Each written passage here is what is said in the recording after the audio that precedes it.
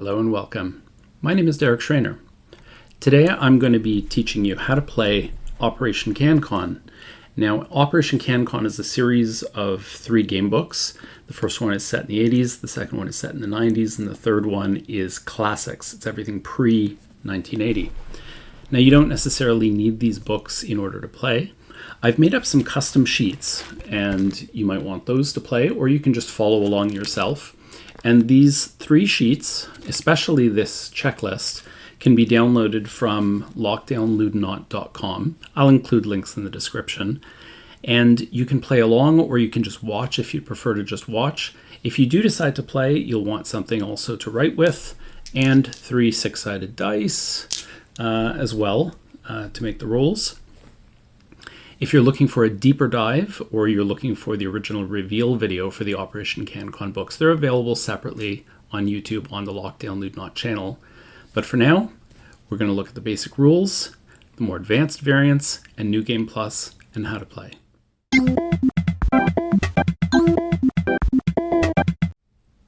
Okay, so today what we're going to do is I'm going to show you how to play Operation CanCon. We'll start with the minigame sweep. That's the basis for everything. And just rest assured, this applies to whichever book. So I'm only going to do one how to play video. And whether you're playing the third, the classic here, whether you're playing the second, which is the 90s, or whether you're playing the first one, which is the 80s game book, all of them use the same basic system. They all have unique stories, but they all use the same basic mechanics. So if you understand one, you should understand the other. When you play the section in the middle that I always refer to as the Choose Your Own Adventure section, you play through it, and the game actually instructs you as you play. So for example, if I were coming to a particular section here, it would say, okay, this is the first stock sweep that you do. You roll 3d6, 3 6-sided dice, and it step by step teaches you what to do as you play.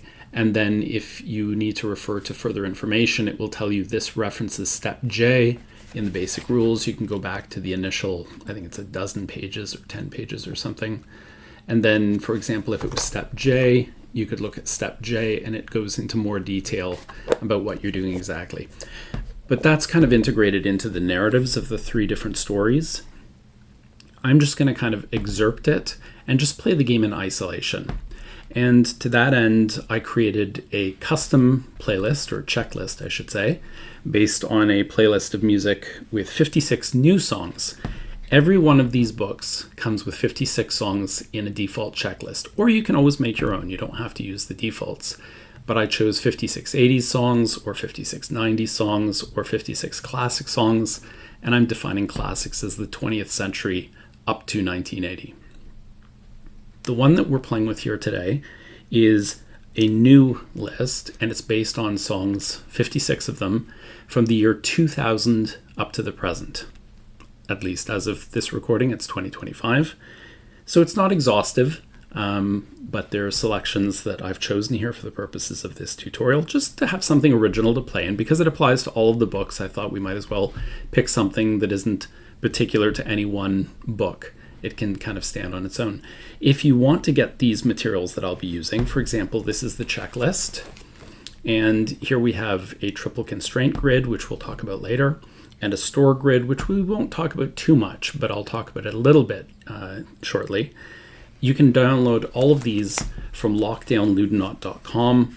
I'll provide links wherever you see this video so that you can download these materials. They're free on lockdownludenaut.com. And there's a specific section on tutorials and how to play, and that's where you can get this.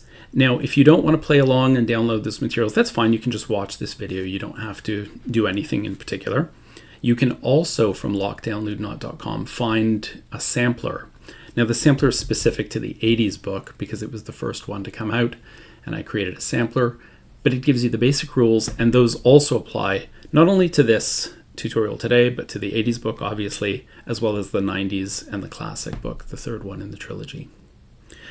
So what's involved here?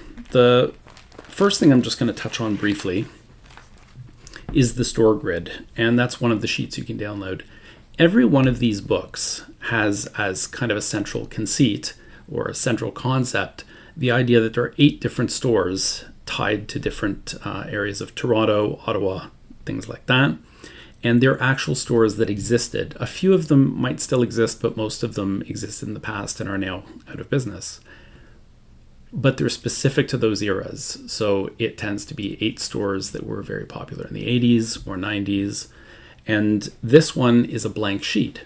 And this is so that if you have stores that you particularly love or remember, or are specific to the cities or provinces or areas where you live, you can write in whatever you want. So if I had something like, Derek's record store, I could write in Derek here, and then I could do my stock rules, whether it's the 3d6, the 2d6, or the 1d6 stock rules for the main display, for the storage area, or for the returns. That's usually how it goes. I could write those numbers in here. So if I was having, a really good day, I would get 18 and 12 and 6, and I would just use that to keep track of the stock rules. Don't worry, I'll explain all of this in the basic rules as well as here today. But that's what the purpose of this store grid is. It's basically if you'd like to play through some of your own stores, you can do so. But what is it that you're playing? You're playing this sweep game, which requires or sort of involves a checklist. Every checklist has 56 songs associated with a particular artist, and the idea is that you're going through a store and you're rummaging around and you play it in blocks of 1 hour, 1 hour game time. It doesn't actually take an hour to play, it just takes a few minutes. When you go into the store, you have a particular list of 8 songs, at least to start. In more advanced versions of the game, you can change the number of songs to be less or more, and I'll explain that a bit later. But to start with, generally, you pick 8 songs. So I have this list of 56 songs from the new millennium, and I've picked 8. And you can pick any 8 you want. You don't have to pick the same as me, or you could just pick the first 8, and then the next time you play, you could pick the next 8, and so on, work your way through it until you've gotten all of the 56 ones over multiple games, or if you're playing a campaign. I've just picked 8 based on the 8 bands that I've seen play live. These little notches here, by the way, that I've made, I should probably just erase these because I've seen them live, but I was considering out of all the bands I'd seen live, which ones did I want to pick? And those ones were ones that I had seen all in a single Juno's performance. They did a show all together. But all of these bands, I just chose these because I'd seen them play live individually.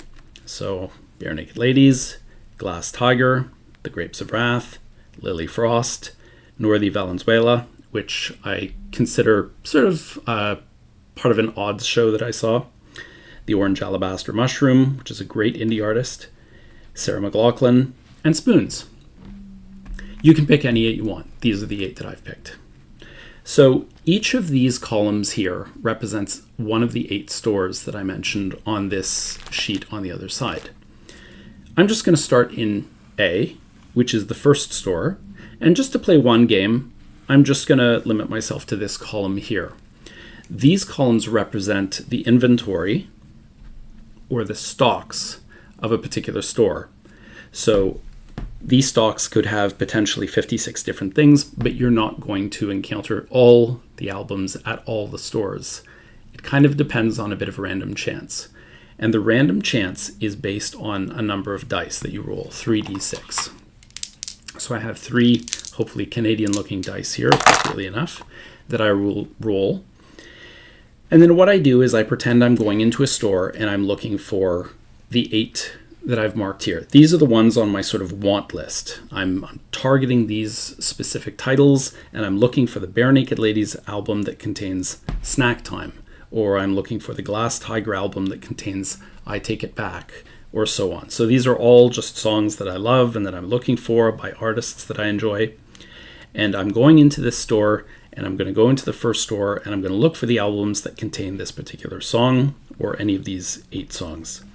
But the stores may have them, they may not, or they may just have other stuff. And this is what we're going to find out. The first time we go to a store, we look at the main display area, And that has the largest number of potential albums that there are. And that's represented by rolling 3d6. So it's possible that you will get a value between 3 and 18. 3 if you roll 3 ones, 18 if you roll 3 sixes. Okay, so I've rolled here a 1, a 2, and a 4. So I know that the first time I go into store A here, let's just assume it's Sam the Record Man, I'm going to have 1, 2, 3, plus 4 is 7 rolls. So what I would do is I would mark on the store here that if I'm going to Sam the Record Man, and I just say Sam's, that I have, what was it? It was 7. That I'm looking for 7 albums. This will give me 7 attempts to try and find as many of the 8 items as possible. Obviously, I'm not going to find them all, even if I roll really well, but I can find a fair number of them, hopefully. So the first thing we do is, to start searching, we roll 3 dice again. But this time, we don't add them up. This time what you do is arrange them numerically. So I will take these numbers. I got a 3, a 5, and a 6, and I arrange them in numerical order, 3, then 5, then 6. This gives me a code that corresponds to a specific artist. So 3, 5, and 6. Down here, I don't know if you can see how fine you can see this. It's quite small, but 3, 5, and 6 is Spirit of Canada's Home for a Rest. So unfortunately, that's not one of the ones I targeted, as you can see here. I'm close to the spoons, but no cigar. I will mark that the store has it. And the reason I do that is, if I roll this same number again, and the store already has it in stock, I get a free reroll. I can look again. Now, there are more advanced rules in which it allows you the option to say, nope, no rerolls. I'm going to make it a little tougher on myself for a challenge. But I've just used one of my rolls out of the 7. So I have 6 more. Okay, now I have a 1, a 3, and a 4. So I'm going to look for code 134. 134 is LCN here. It's not one of the ones that I'm looking for, but I will mark it as in stock at the store. Okay, roll number 3.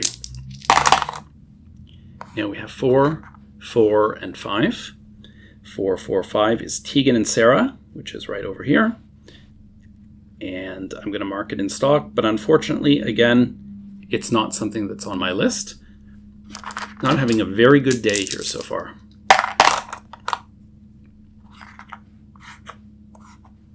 But I guess if this was the real world, it would just mean that I get to save money. 2, 4, and 6. So we go to 2, 4, and 6. It's Mother Mother. And I will mark it as there in the store. But again, it's not something that I was targeting, so the bad luck streak continues. What's that expression? Dice hate me. 5th roll. 3, 4, and 6. So 3, 4, and 6 is Simple Plan and Sean Paul. It's not something I'm looking for. No matter how good the song is, if it's not on my list. I'm just going to erase these circles here. 1, 2, 3, 4, 5. Now I have 2 more rolls left. Jeez, I hope I can find it. Something, anything, come on dice. 1, 5, whoops, that was a 6, I promise. 1, 5, and 6 is Jack Soul Can't Stop. That's in stock, but it's not on my targeted list here. It always figures, doesn't it? When you do a recording, nothing succeeds here. 2, 3, and 5 is The Men I Trust 7. And that's in stock, but it's not one of the ones on my list either. Now we have an interesting situation here, sort of, where we have 2 of the same number. So it doesn't really matter whether I put the 5s in this order or in this other order. We just put them together. We have 2, 5, 5, and Munya's Hotel Del Mano. Is that 7? That might be 7. 1, 2, 3, 4, 5, 6, 7. Oops, we played 8 accidentally. I accidentally went too far. So let me cross off Munya. and I'm just going to ignore that last roll. Okay, so now if I were playing the game, I would think about, do I want to stay in this store? Or do I want to move on to the next store? Now, it's entirely your choice. I had no luck in this store, but that doesn't necessarily mean that I won't have luck in future. If I stay in the same store and I roll these same numbers, I will get a free reroll, which means that it is more likely now that I will roll one of the ones that I'm looking for. As I roll things that I'm not looking for, I am eliminating possibilities and I'm improving the odds that I will later on find the things that I am looking for. However, when we did our first stock sweep, we were looking at the main display stock, which was based on an amount of 3d6. The next time, we're going to look in their backup. We're going to look in the back room or the storage or whatever you want to call it, and it's going to be a little smaller than the main display. So we're going to take one of the dice away, and we're only going to use 2. So now the chance is that in their back room, they have in storage somewhere between 2 and 12. 2 if I roll 2 1s, 12 if I roll 2 6s, and that's how large the stock will be. So I'll roll to find out. And it's not a great roll either. 4. So now I get 4 rolls to see how many of these I can find. And to find the codes, I get back my third, so I can roll 3d6. But I now want to maybe make a record here, since I seem apt to forget whether it's 7 or 8. 4 is the next size of the stock. And then I will roll 3d6 for the first code. And I get 1, 4, 4. So 1, 4, 4 is a success. So 1, 4, 4 here is Glass Tigers. I take it back. So I mark it as present in the store, but I'm going to leave the circle here and use that to indicate that I found it. Or you could do whatever, a check mark or something like that. Or cross it off. Whatever it is, I've gotten 1 already. So hopefully that illustrated the point that by eliminating things you're not looking for, it improves your chances of finding things that you are looking for. Let's look for the next of our 4 rolls. We have 1, 5, 5, and 1, 5, 5 is the implications say my name. So we aren't looking for that today, but we will mark it as present in the store. And that's another case where we had 2 of the same number. That was 2 of 4. This is 3 of 4. So we have 1, 4, 5. 1, 4, 5 is The Grapes of Wrath's River Flow. Great. So not only a good song, but a good find. So whether you put a circle or a check, I've got 2 of my 8 so far. So that's pretty good, especially considering it looked pretty dire there for a while. We're coming back. All right, third of 4 rolls. Was it the third of 4 rolls? 1, 2, 3, 4, 5, 6, 7, 8, 9, 10. No, it was the third of 4th roll. So this is the last of the stock sweep. And we get 2, 3, and 5. 2, 3, and 5 is Men I Trust 7. And this is good to illustrate the point that we already found it before. So we can roll again for free. Again, like I said, there are advanced rules where if you want to make the game more challenging, you can prevent yourself from having free rerolls. And that just, thematically, you could consider that to mean, oh, the store just had multiple copies of the same album. Right, so we roll again. Wow, 3 6s. 6, 6, 6. So that is the Zola's Not in My Heart. Well, it's not on my list either. So I'm not looking for it, but it is in the store. So that was the second stock sweep of that particular store. And we have the same scenarios we did before, or at least similar, which is we could stay in the same store. And now that we've eliminated even more stuff, the chances of finding what we're looking for increase slightly. But it also means that we have to reduce our stock sweep amount by 1. So now, when we're looking through thematically the returns bin, let's say, we only roll 1 die, which means that we either will get a 1 or a 6. That's the limit. Obviously, we hope that we find a 6 Or what we could do is we could go to, say, store B, and maybe instead of, Sam the Record Man, we imagine maybe that's Music World. That would allow us to go fresh to a new store and start with rolling 3 dice for the stock. And the chances are good that we can look for between 3 and 18 things. However, even though that's a larger number, it's not guaranteed. For example, it could still be 3 on rolling 3 dice, which is not great. We could roll a 6 on 1 die at Sam's, so we would actually have double the number of stock rolls that we could make, which would actually be better if we stayed. So there's that consideration. The other consideration that you have to think about is if you go to a new store, you don't benefit from the rerolls because this first store has all of these albums here. So if we were to hit them, we would get a reroll.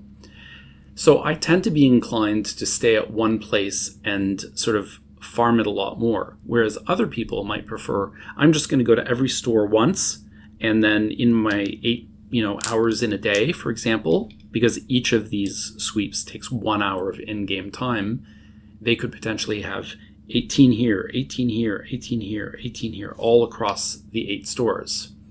Or you could just go to a couple of stores, do all 3, that uses 6 hours, and then go to another store and do 2, say, or 1 each at 2 other stores. I'm going to stay at the 1 store here, and since I love Sam the Record Man so much, and I'm nostalgic about it, let's see. Well, I shouldn't roll all 3, I should just roll 1. 4, that's not bad. It's not 6, but it's not 1 either. So it's just as good as the second was. So that's pretty lucky. So now we get 4 rolls here. So let's eliminate here the consideration of the next store. So now we have code 1, 5, and 6. 1, 5, and 6 is Jack Soul Can't Stop, which we already have here before. So we get free reroll. 1, 4, and 5 we now get. 1, 4, 5 is the Grapes of Wrath's River Flow, which we already had. Now we're starting to encounter more things that we got before. So we still have 4 rolls. Now we've got doubles on the lower number, 3, 3, and 6. So 3, 3, 6 is Serena Ryder's Stompa. Not on my list, but a really good song. That's one of our 4 rolls on the 3rd stock sweep. Here's the second, 4, 5, 5. This number seems familiar to me, or maybe it's because we see a lot of double 5s. That's Tom Hooper's Good to See You. What a great song that is. From his solo album, just before the Grapes of Wrath re-recorded it. All right, that was 2 of our 4 rolls. The third is triple 4s. Triple 4s are the Stars Hold On When You Get Love. Let Go When You Give It, I think, is how it ends. Not what we're looking for, but a great song. And the last of our stocks give us a code of 2, 3, and 5. 2, 3, and 5 is Men I Trust 7, which, again, we've seen it now for a 3rd time. Must be a really popular title at this store. 3, 5, and 6. 3, 5, and 6 is Spirit of Canada's Home for a Rest. We've already got that.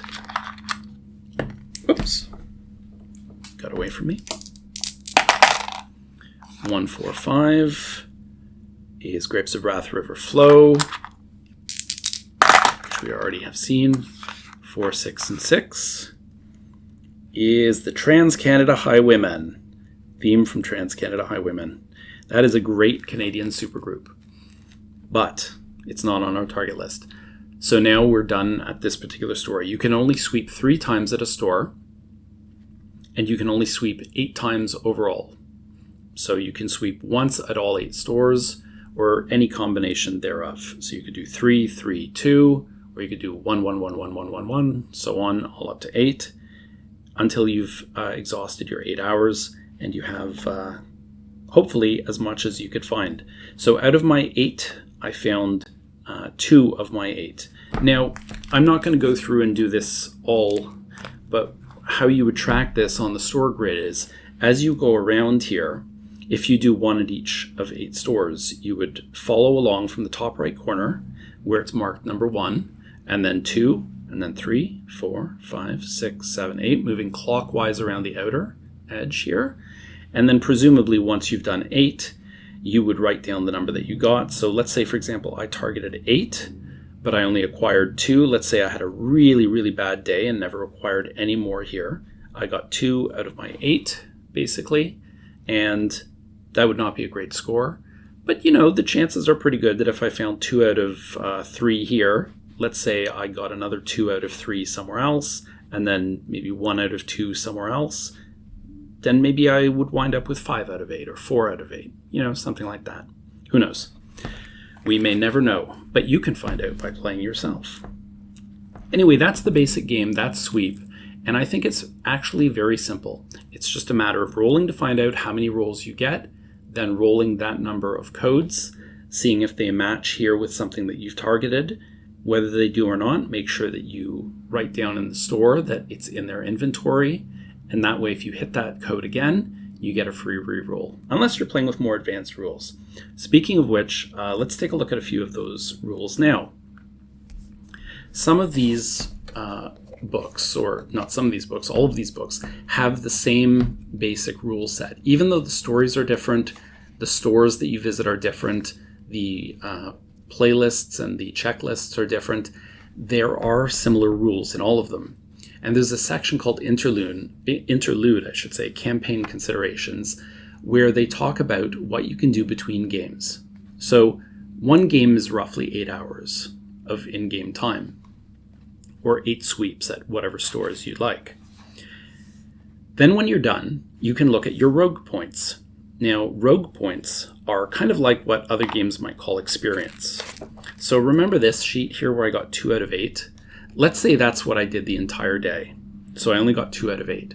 The number of rogue points that I would earn then would be 8 minus 2. So 8 minus 2 would be 6. So I'd get 6 RP to spend.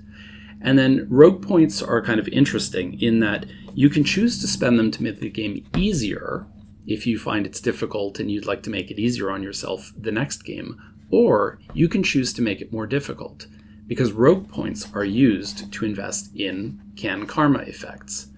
Can Karma effects are a few different things that you can choose from. So one of the things that you can do with Can Karma effects is nudge the target amount. So let's say, for example, I didn't find many. Let's theoretically say that I went through a whole day and I got 5 of the things that I was targeting out of 8.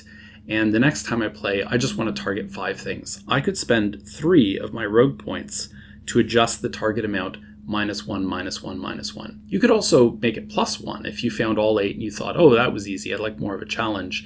You could take these 6 rogue points and you could say +1 per rogue point.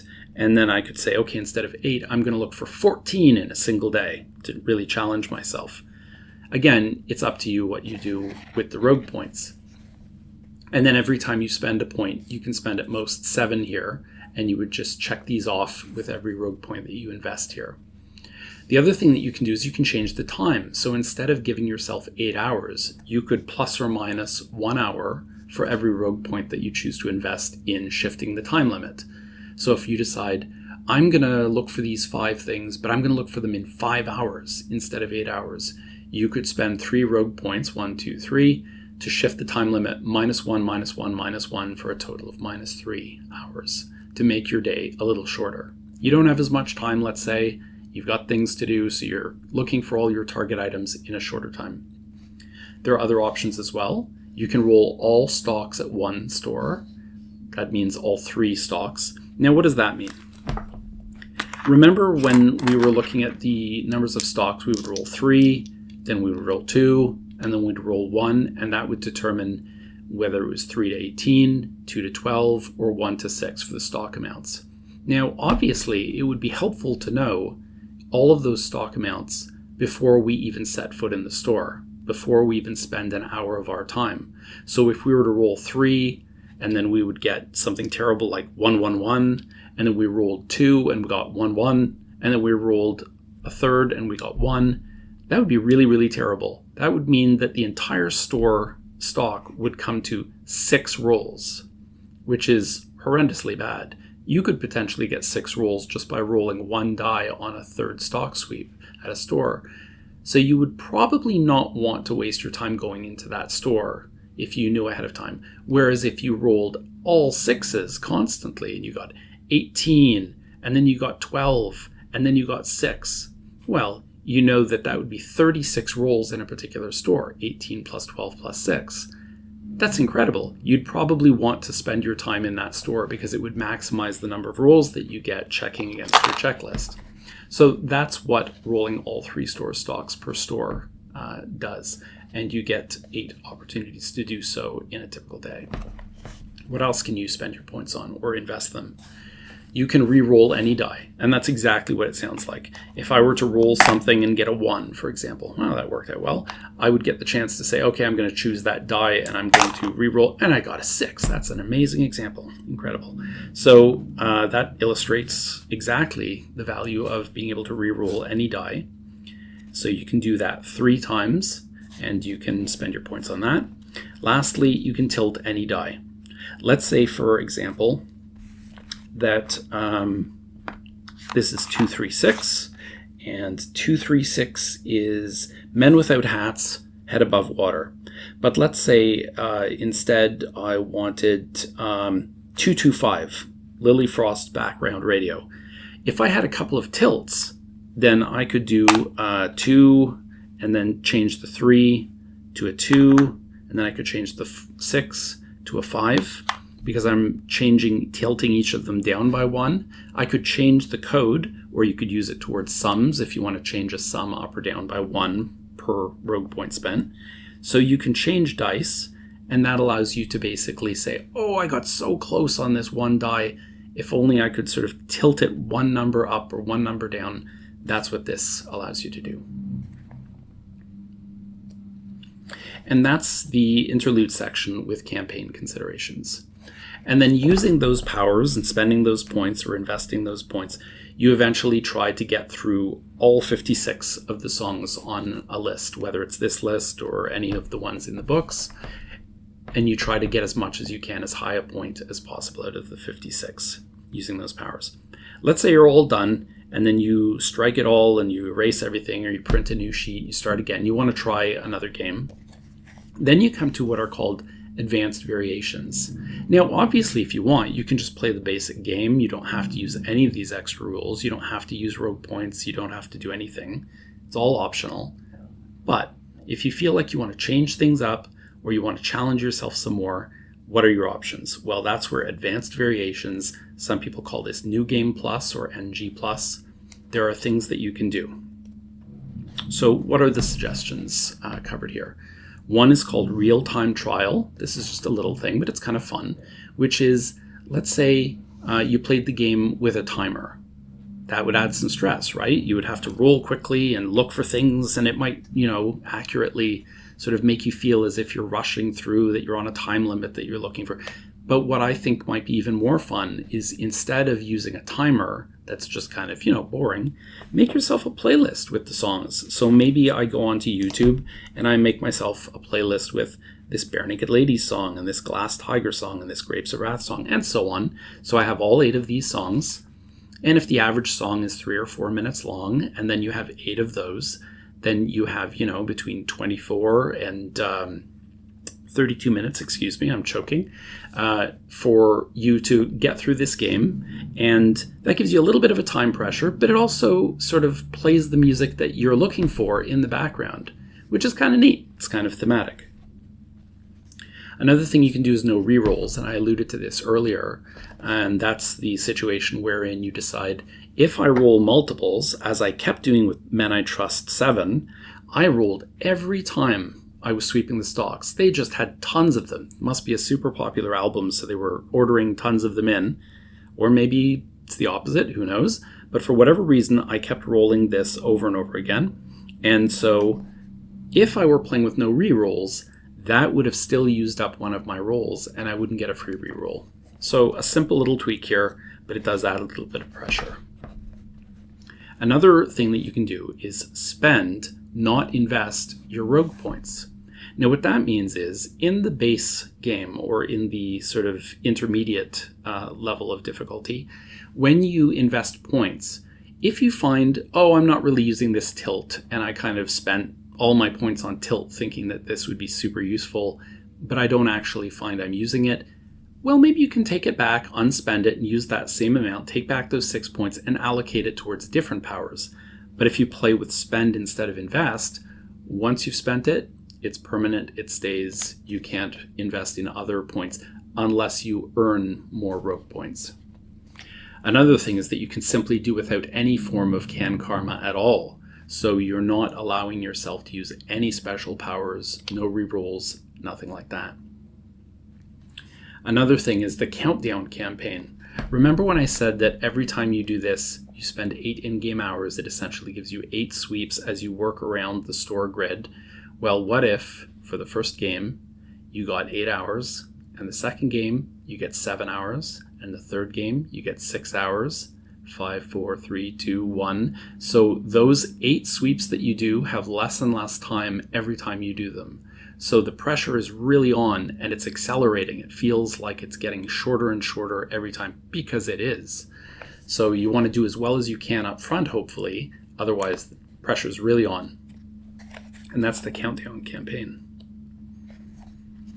Then there are major game changers. And before I go forward with more about the major game changers, I just want to assure you, all of these are optional. None of these are mandatory to the rules. These are just things that you can do. If you find it too difficult, you can make it easier. If you find it too easy, you can make it more difficult.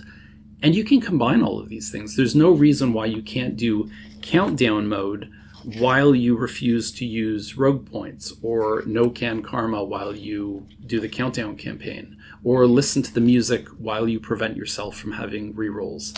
You can combine all of these different things together. Now, these major game changers are, hopefully as the name says, major game changers. And there's a couple of them. So one is called encumbrance mode, and there's 2 of those. One is encumbrance by weight, and the other is encumbrance by volume.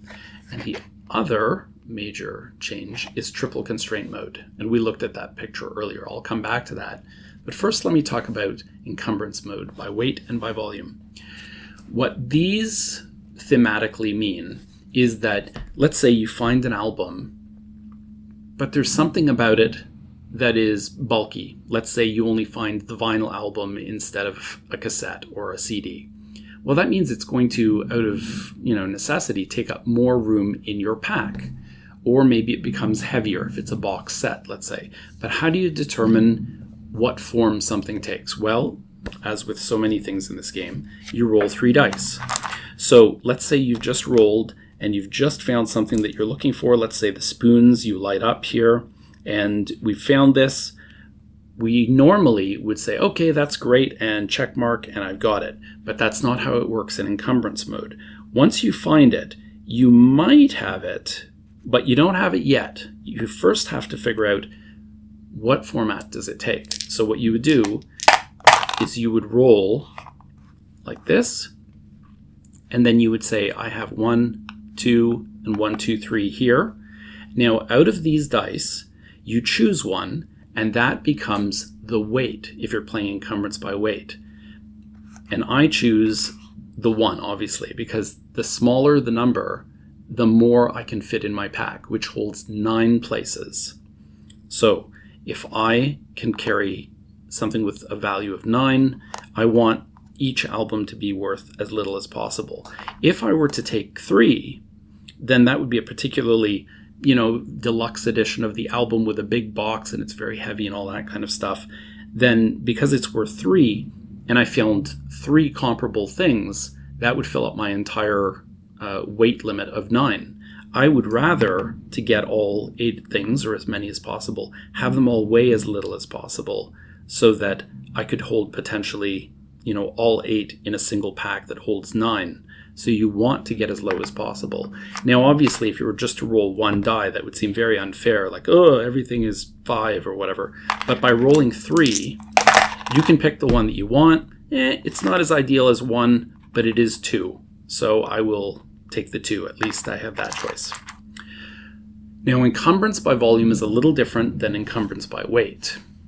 When you do volume here, you also roll 3 dice, but it works a little differently. So when you roll the 3 dice, instead of looking at it as a number in terms of 2 out of 9, for example, what you're doing is you'll have to draw yourself a little, get yourself a scratch pad or something to work with. And what you do is imagine, sort of like a tic-tac-toe board, that your backpack takes this shape roughly. And out of these, I'm going to choose the 2 for the smallest value instead of the 5. So if I find this album, I have to imagine that it consumes 2 units of space in my pack, right? So now I can fit this, but I can't fit anything into these 2 squares anymore. I only have this space available. So if I find another album, even if I roll the code, I get a choice here, 6, 2, and 1. I'm going to take the 1 so that I can fill this in here. All right, but you can already see now how I've lost a space here. Now let's say I'm looking for the 3rd album, roll, find something. Okay, now I'm going to take the 3 instead of the 5 and 6, and you can decide, okay, does it fill up these spaces, or does it fill up these spaces, or does it fill up these spaces? You have to decide, and once you decide, you're locked into that. So let's say, for example, I decide, okay, it's going to take up these 3 spaces here, and just ignore this line here. I'm going to erase it a bit here and here. So think of these 3 spaces now as occupied, and all I have left in my pack is a little L shape like this. Okay, fortunately, here's a 1.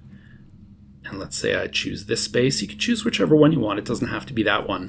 But if I were to put it here, for example, then that would limit me to these 2 would have to be 1s. Whereas by putting it in the middle spot here, I have an option to go with 1, 1, or 2, right?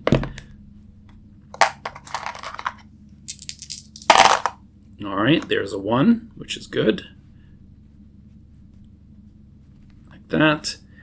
And then I only have 1 space left, which tells me that this 1, 2, 3, 4, 5 albums that I was able to find out of 8 that fit in my pack. Now I'm out of luck. See, I found this album, but even the smallest one is only 2, 3, or 4. 2 is not going to fit in this space of 1. What I can do is I can eliminate something else to make room for it. So let's say I take the biggest thing and I decide I'm going to eliminate this here, like so, which frees up more spaces. So I will say, okay, I will take up these 2 now. But I've lost that previous album, and make sure that you keep note of that. But you can see how encumbrance by volume is different than weight. Instead of dealing just with the numbers, you physically have to figure out how you're going to fit that number of sort of the volume of the item that you found in your pack. And if you can't accommodate it, then you can't acquire it. And that's encumbrance by volume. All right, now the last thing we're going to look at is called triple constraint mode. Triple constraint mode is an advanced mode which uses this diagram here. So the triple constraint grid means that when you find something, you also do not automatically acquire it. What do? Of course, you roll 3 dice. So using triple constraint mode, you find something, let's say it's something that you're looking for, that's great, they have it in stock, you're looking for it, roll 3 dice, and then you have to assign each of these dice to one of these 3 areas. So you have to decide, how are you going to be penalized? Are you penalized by time? Are you penalized with the quality? Are you penalized in cost? And this is up to you to decide, right? So wherever the smallest one goes, so let's say I decide I'm going to put the 5 on the time and the 4 on the quality and the 1 on the cost.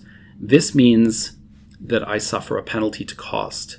That means this item has a very high price tag. It's extra expensive. I need to subtract 1 rogue point here and whatever effects that incurs. It's a bit of a hit to you, right?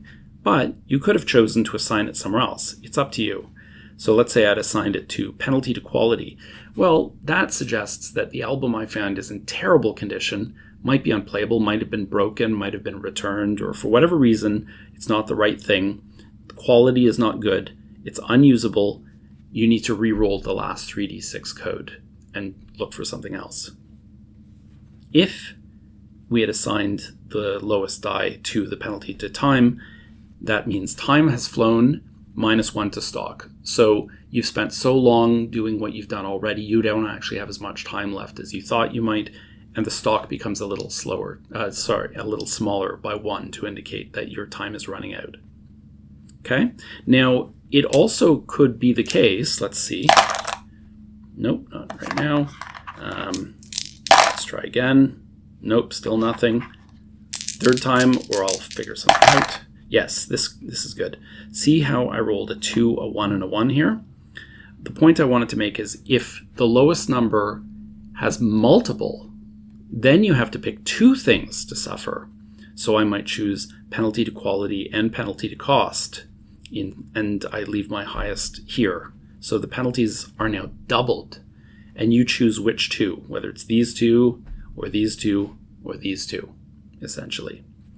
Now, what happens if I were to roll 3 low numbers? Well, if that's the case, it's kind of up to you. You can either suffer all the penalties if you're trying to make the game harder on yourself, more of a challenge, or you can choose to just ignore all of them, saying that they're all equal, there is no lowest number, or I like to choose to see this as a free reroll, so that you have to roll again. Okay, now 2, 5, and 6. It is possible, obviously, that you could roll 2 higher numbers and the lowest number is just 1. But in that case, it doesn't matter that there are 2 of the same number because they're the highest number. It's the low that we're really interested in assigning to the penalty that we choose. And that's triple constraint mode. And that's based on the business management concept that you can have a product and you can have it, quick, cheap, or good, but you have to pick 2. Third thing suffers. And that's triple constraint mode. And that's the most advanced sort of version of the Sweet minigame and how it's applied. If you were to just play them in isolation, normally you'd go through the stories and you'd read and it would instruct you what you do next at which points, and then you follow along and you can play each game for 8 in-game hours, which doesn't take very long. I think it took us probably the first 15 minutes of this video or thereabouts. And after a while, obviously, you get very quick at it. You tend to do pretty well at it. But when you play multiple games, you can earn those rogue points. And then when you earn those rogue points, you can spend them on karma effects. And then you can, when you finish a campaign, you can play your next game and really change things up with the different modes, whether it's timing yourself, whether it's making certain sacrifices for more challenge, whether it's using encumbrance, or whether it's using triple constraint mode. Anyway, I hope this sort of gave you a good idea of how the game plays at the minigame level and at the campaign level. And that's it for now. One thing I'd like to add that I didn't mention during the overview of how to play, there is a possibility that you might win the game by getting all 8 target items before you use 8 hours. If that happens, then you can still earn rogue points. In that case, the number of rogue points that you earn is the smaller number subtracted from the larger number. So if, for example, you get all 8 target items in 6 hours instead of 8, then 6 minus 8 is 2, so you would get 2 rogue points to spend on future karma effects, whether they make the game simpler or more challenging. And in the case of finishing the whole game earlier, you might want to make it more challenging. Anyway, in case you're looking for more resources in order to play this how to play, or information about any of the 3 books in the Operation CanCon series, including a sampler, go to lockdownludnot.com and you can download free sheets, checklists, store grids, the triple constraint grid, the sampler, which includes all the rules for the minigame sweep, and the books themselves are currently available in paperback on Amazon. And I hope this video was helpful for you. If it was, please like and share. If you have any questions or comments, please do so. Reach out and I'd be glad to get back to you. And otherwise, I hope you have a great day. We'll talk to you again the next time. Bye for now.